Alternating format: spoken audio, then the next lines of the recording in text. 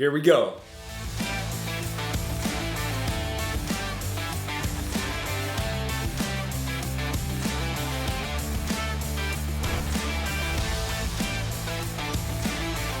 Hey BJ Clean Team, it's Ryan. Welcome to my channel. I'm a former F-15E combat fighter pilot, F-16 Thunderbird stunt pilot, and current commercial pilot. I've flown both Boeing and Airbus aircraft. I use my experience to break down awesome aviation stories and videos. And on this video, we're gonna watch a guy who crashes his new plane pretty quickly. I'll just leave it at that. I'm really excited you guys are here. Before we get going, if you would, dominate that like button for me, maybe even subscribe. And to say thank you, here is a picture of a squirrel who's a pilot. With that said, let's dive in. Okay. Oh yeah, I bought it the daily. I thought you had your helicopter pilot. I don't have. No, he doesn't have his. I got like a. He doesn't have his Driver's pilot license. Period. The FAA might have some words with you. I don't give a crap about the FFA. All right, so he's saying he doesn't give, whatever about the FAA. I'm sure that someone in the FAA, their spine just shivered when he said FFA. But it comes down to having the correct license for what you're going to fly.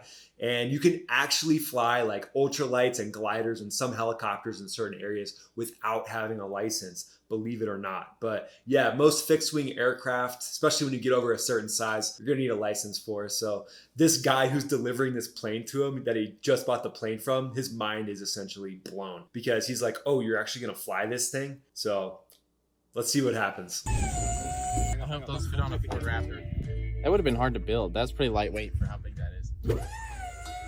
Yeah, I've been flying planes ever since I was 6 years old. Okay, so if you guys know who Whistling Diesel is, if you don't, check out his YouTube channel. He's got some really great stuff, but he's all about off-roading, 4x4ing, and just epic machines. So his plan for this was to strap these wings and the engine onto his Ford Raptor and try to get the Ford Raptor airborne. So, hey, sounds fun to me.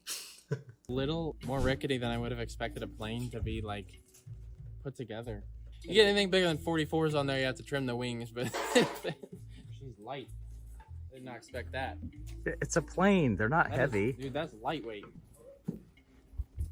So a lot of people are surprised by how lightweight aircraft are, but the whole point of it is for performance, because the lighter the structure of the aircraft is, the more efficient it's going to be when you get it up to flying. And some of the aircraft that I flew, like the F-16, for example, it was built with like a carbon fiber composite. So you're trying to like thread the sweet spot and hit that perfect point where it's extremely strong and extremely light. But you can't go so light with like a fighter jet that it won't hold up to G-forces. And even some of the ultra strong composite can snap and break under 9 Gs. And that actually happened to a friend of mine. He was flying a Thunderbird aircraft in an air show, and it actually ripped off the back half of his elevator. So crazy moment. Everybody was okay, but it like landed in the middle of a street. And actually, here's the inside scoop. Some lady pulled up in a van and put it in her car. That's what eyewitnesses said. She like pulled up, put it in her car, and drove off with it. And that's crazy because you're not really supposed to touch that stuff. It's not necessarily good for you just because of the different material that it's made out of.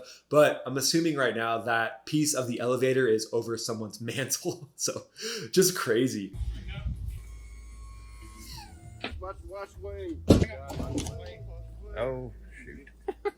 A nice push into you. Can you step on the wings? Is that walkable? Yeah, no. you probably don't want to do that. You might not I'm want to used to the bigger ones.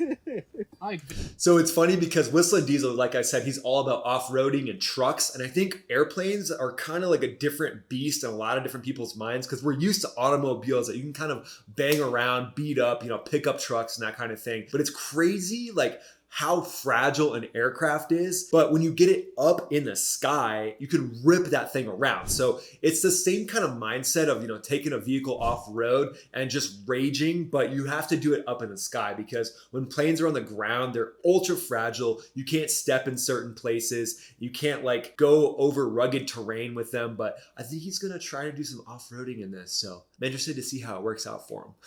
There's 2 people in there. Just enough room for you, Jason, Uh, to film.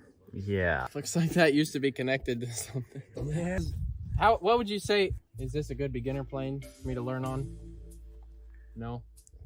More of an advance. Well, if you start it up too quick with the brakes locked, you can actually tilt this thing forward on itself. This is...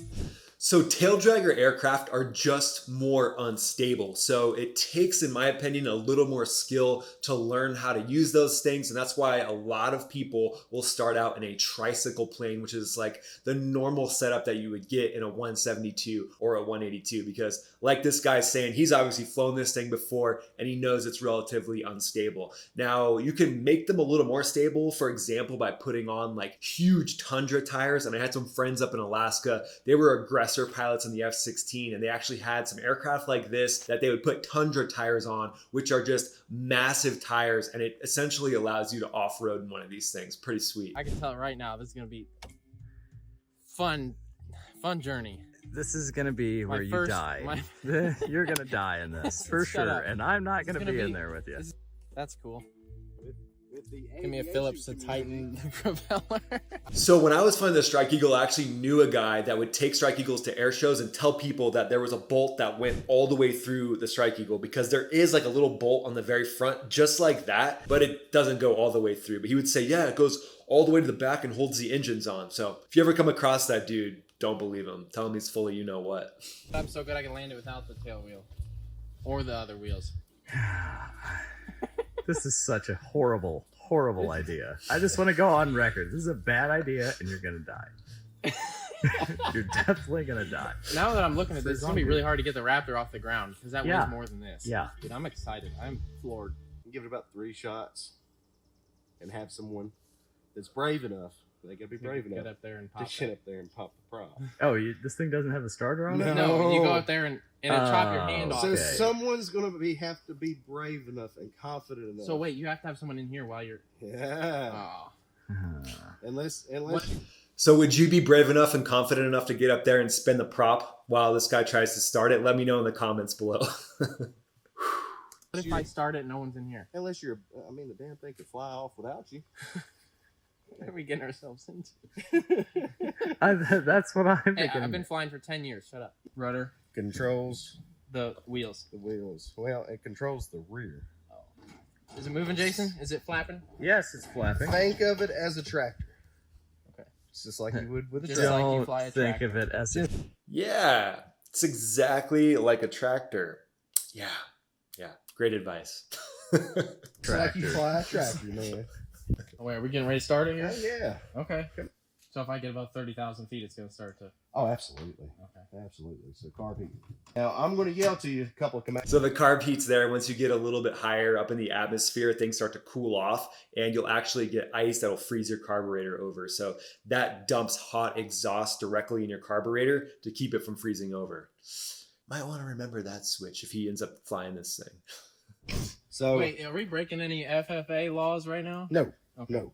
Anybody can operate a airplane on the ground. Okay. If you break the wheels off the ground. The government thought it'd be a good idea to put these on everything, so now I have to fill my plane without this. I had to take it off because this won't work because it breaks off and sprays fuel all over my eyeballs. Because the government doesn't want me to be happy. They thought this was a good idea.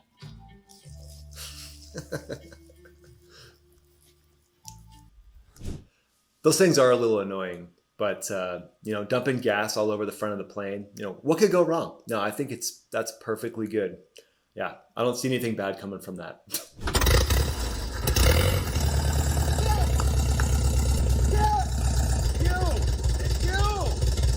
How hard it is to grab a hold and just stop it. Is it possible to grab a hold and stop it? I love how he's asking this guy all these crazy questions, and the guy kind of thinks he's a little bit serious. So he's like, "Can I grab the prop?" The guy's like, I don't want to be responsible for this guy ripping his arm off."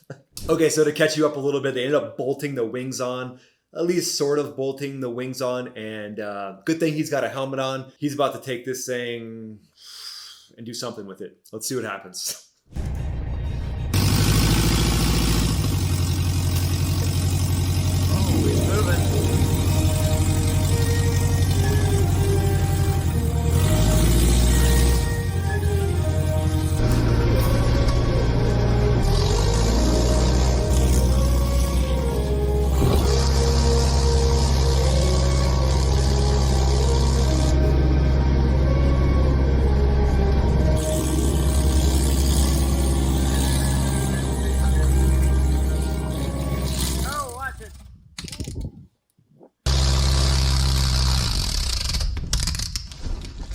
Yeah, I didn't see that coming at all. Yeah, totally blindsided by that.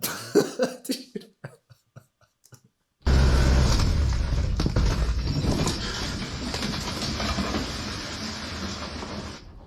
No!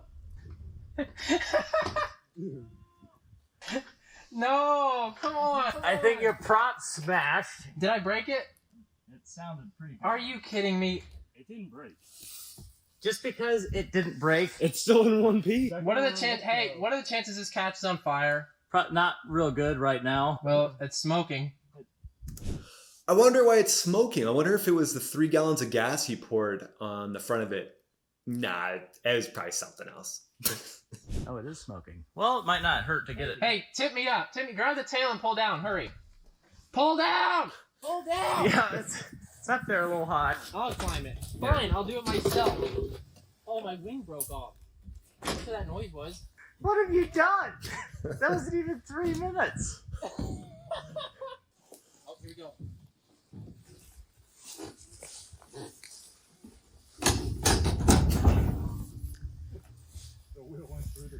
Dadgummit! I guess we're just gonna learn to fly by the plane. Like everyone else follows it so like rigid by the rules. That's- Like, oh, I want to fly. It sounds fun, so I'm gonna go to 40 hours of flight school. Yeah, that's so you don't die in the But, process. like that's because they're wimps and they waste so much time learning. So I am gonna learn faster than everyone. It's just gonna cost me a lot. He said 40 hours of flight school, but using his words, I think the FFA would make him do like triple. So he'd be in like 120 hours of flight school after this. Every time I wreck a plane, I'll just buy a new one. Plane merch probably come up soon. Flight school, flight instructor. I'll teach people. That's what I'll do. I want to use my talent to better this world. I'm going to teach people how to fly. I will give you a full flight instruction.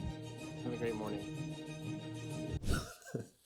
So there you go, guys. Let me know in the comments below if you would let this guy be your flight instructor. This dude's super funny, obviously, total joke of a vid. If you like off-roading, definitely go and check out his channel. He does some pretty amazing stuff. His videos are super entertaining. It's Whistling Diesel, so yeah, definitely check that out. Thanks so much for being here on this video, guys. Before you roll, if you would, dominate that like button, and hey, maybe even subscribe if you feel inspired to, or not.